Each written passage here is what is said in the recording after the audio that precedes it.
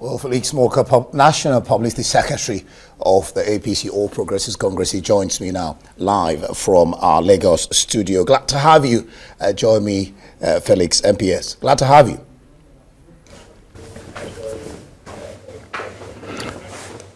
Thank you so much for having me. Good, wonderful. Well, let me put it this way. APC is enjoying the inflow of members into its party, into its fold. As a Democrat, I would believe you are one. Are you not apprehensive of the dangers of a one-party state to our democracy?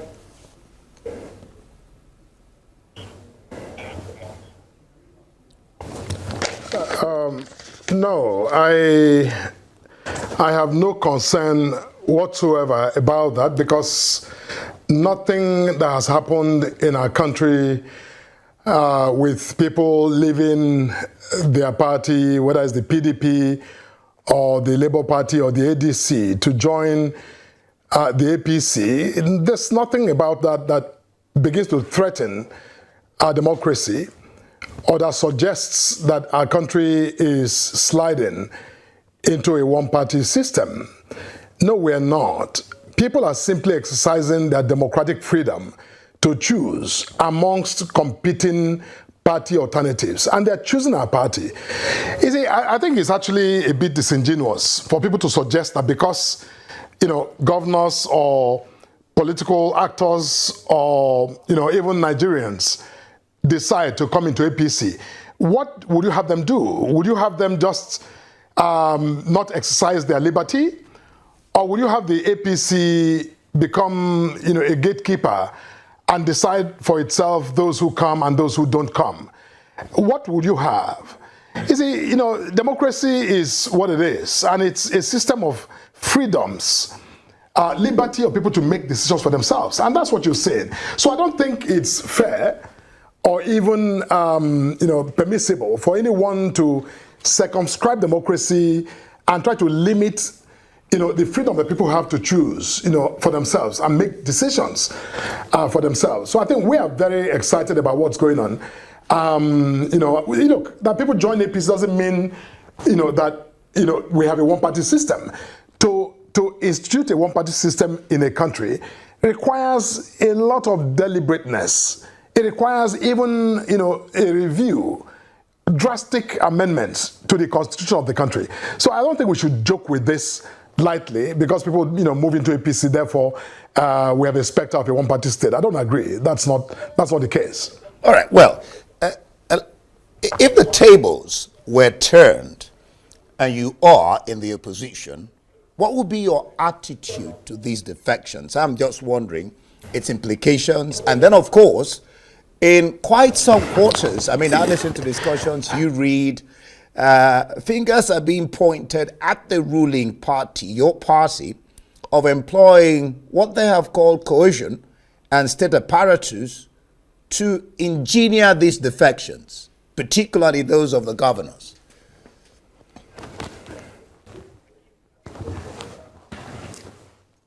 In a country as massive as Nigeria, how do you cajole state governors who are, chief executive officers of their state?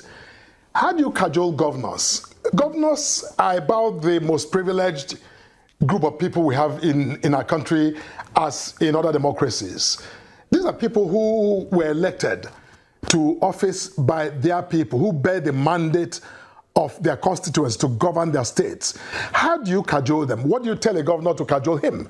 These governors preside over the affairs of their state. They have their own budget and have the power to appropriate funds in their state for development. Where do you come from? What do you tell them to cajole them exactly? You see, look, this makes no sense. And let me answer the first leg of your question. If I were in the opposition and this was happening, as it is happening with the ruling party, I will actually go into a very serious introspection to figure out exactly why this is happening. I will look inwards. Now, if the PDP, the Labour Party, the ADC, if they looked inward today, they will find that it is the dysfunction in their parties. It is the utter failure of leadership, the failure to provide, the kind of party that people need to remain and to pursue their political aspirations. Who wants to be a member of a party that is sinking every day without any hope of redemption? Nobody. No serious politicians will actually do that. So, what you're saying is, a problem of the parties themselves, of the PDP, of Labour and the ADC, their total lack of direction and leadership, rather than anything APC is doing that is untoward. We're doing nothing. We're simply, minding our business and building our party strong. And clearly, the president of the Federal Republic, who is the leader of our party, is doing a lot of things right. I mean, look at the economy. The economy has rebounded massively since, he took office. This president found the courage, which other presidents before him didn't have, to introduce far-reaching measures that today has rescued Nigeria and set Nigeria on a path of prosperity. I think that that's what they are saying, what they want to identify with, and why they're flocking into our party, and we're very glad for it. Well, quite some people will not agree with you on the question of economy rebounding, because the pockets of people are still leaking and people are still crying because of less and less expendable income in their pockets or in their hands. By the way, I didn't talk about cajoling. No. I talked about cohesion and using state apparatus. But let's stay on this governor's issue. What would you sincerely say is you alluded to it a little bit, is the reason, is the reason, just take this question, just take this question in your stride. What will you sincerely say is the reason even governors that have one term to serve are defecting? You have one term to serve and you're defecting. What will you sincerely... It doesn't seem to make common sense, if sense is common indeed.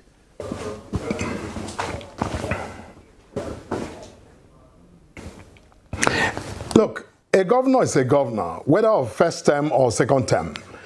The fact that a governor is serving his second term in office does not mean he ceases to be a political actor or someone who has massive stake in the affairs of his state. You don't imagine that because he served a term and now, serving a second term, then he ceases to have any stakes or any interest in how his state is governed. Now, if the party of which is a member no longer is able to afford to provide the kind of platform he needs to have successors and those, who he hopes will, take the state to the next level, actually, compete for power, then what do you expect? Such a governor is the leader of people in his state. Now, look at what's going on in Plateau. Plateau State Governor has not defected to the APC, but the governor in Plateau State today is presiding over the carcass of the People's Democratic Party and what is left of it in the state. Because everyone who matters in the PDP in Plateau State has already migrated into the APC. Not just the PDP, the ADC as well. Labour Party people as well. What do you say for that? These are individuals, not the governor, but the individuals who, whether they're political advisors to the governor or, members of parliament, they are moving in their numbers into the APC. So in the case of Plateau, you've seen a massive defection, not of the governor, but of, everyone else who matters in the state. So people are seeing that, look, the APC is not only a party of method, it is not only a progressive party, it is a party that offers hope, under the leadership of the president, who himself is, enacting hope for everyone in this country with a future looking good. And by the way, I think that, you must understand the relationship between macroeconomics and microeconomics. Macroeconomics is the key. Without getting that right, your microeconomics, the food on the dining tables, will never be well. Now, what you're seeing now is that our macroeconomics is looking good, which is why you see inflation, tampering. We're now sub 20, about 18% now. And, that has nowhere to go but, go down further and translate even more to, more food on the table for our people and more access to the good life. That's what our people want. That's what they see in APC. And I think in 2027, that's exactly what is going to govern their thoughts and their votes, where it matters for our party. We'll see. We'll see whether that comes to manifestation.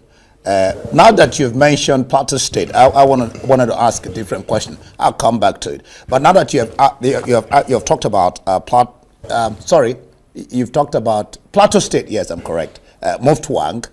Now, stakeholders or youths have endorsed the president. Yes, that's what is out there. But they say, Governor, you must not defect. What does that tell you? Doesn't it tell you that the governor is doing well? And shouldn't that be the benchmark? I will come to this issue of failure of governance, but just treat this question I've asked you now.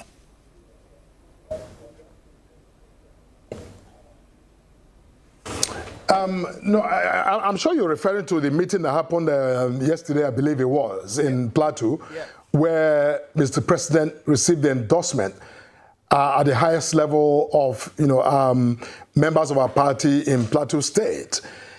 Now, I'm not sure what you're referring to, but just to be clear, the endorsement that happened in Plateau was of the President of the Federal Republic, the leader of our party, who received a massive vote of confidence from members of our party in Plateau State. Now, there was nothing said about the governor, even though I believe that there was some initial mention of, some, resolution to disallow. But, that was mute.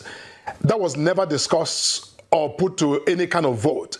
So the only outcome out of that meeting was the endorsement of Mr. President, who we believe is doing an incredible job, for our country, and should in fact be, called upon and enabled to serve a second term, so he can actually complete this wonderful work that he has started. But I think that's to be said. But as for the governor, I mean, again, the governor is not a member of our party. He has made no indication that he's joining our party, and he's the governor of Plateau State. But our party in the state, as I said earlier, is waxing really strong. And right now, Governor Mutuang is left with the carcass of the PDP to amuse himself. And I think that come 2027, we will witness a surge of victory for our party in that state. Why I'm laughing, why I'm laughing is the use of the word carcass and amuse himself.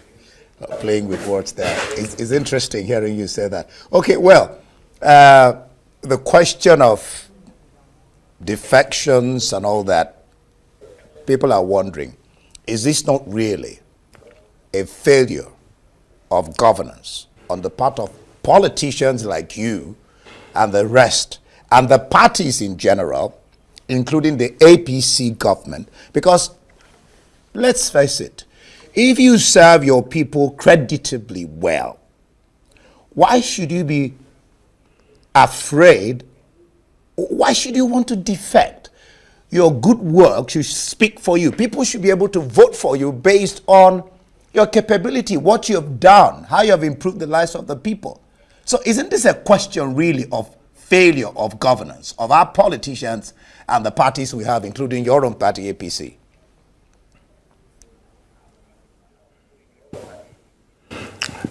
First of all, my party is not in any struggle with people defecting from our party to any party. We are, in fact, receiving people and making people welcome into our party. But, I don't think the dichotomy you draw is a real one. It's a false dichotomy. The phenomenon you're describing is not mutually exclusive. You have to understand that political parties, are different from the government. The government must govern as it does, whether at the state level, even local government level, the state and the national government. But political parties are, political vehicles through which political contestation is undertaken and political power is won at an election. So the dynamics of a party is somewhat different from, the question of governance. You can be the best governor ever, but if your party is unable to provide you a credible platform to compete for power and provide those with you whether in the parliament or even in the executive branch, the opportunity to compete. To, for example, the capacity to even field candidates like the PDP that is still unsure who its national secretary is or who its national chairman is, and therefore are of questionable ability to sign off nominations for their candidates in future elections. When you have that kind of situation, no serious politician will stand by and simply watch their political future decimated. My time is running out. Let me get in recklessness. Let me get in this failure of internal democracy, failure of leadership on the part of the party. So when they move, for self-preservation, for the preservation of not just their own ambitions, but also the will and the need of their own people for leadership and for participation in a democracy. So you must understand. Let me get in this question before we run out of time. Beyond the issue of governance, we can't conflate them all the time. Yes. Good. Let me just get in this question quickly before we run out of time. You just said you made a very poignant statement now. You said political parties are vehicles through which people can, drive, so to speak, to get into governance.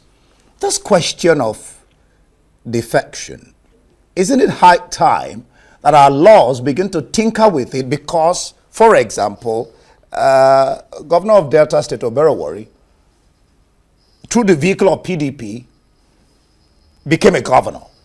People voted for him based on that PDP. Now he switches allegiance to APC. Shouldn't this be checked? Shouldn't our laws be tinkered with? Take that along briefly with former governor of Osun State. He says ADC is the only credible alternative party, that the APC has failed to meet people's expectations through misrule, and that under APC hunger has taken over. What do you make of that statement? Just take those two questions briefly, and then I'll let you go. No, let me start with the latter. The statement by I believe it's Arebe Shola you're referring to. I mean, that's not a statement that should engage your attention or the attention of anyone. I think that's neither here nor there. But see, look, regarding the governor of my dear state of Delta, the governor was elected on the platform of the PDP. Now, he has defected into the APC. The record of his achievement is out there for Deltans, for the electorate in Delta to ponder upon, assess and decide whether it is worthy of their vote for this governor, irrespective of the party that he belongs to. Now, in 2027, hopefully, he chooses to contest under the banner of APC. The people will make that decision.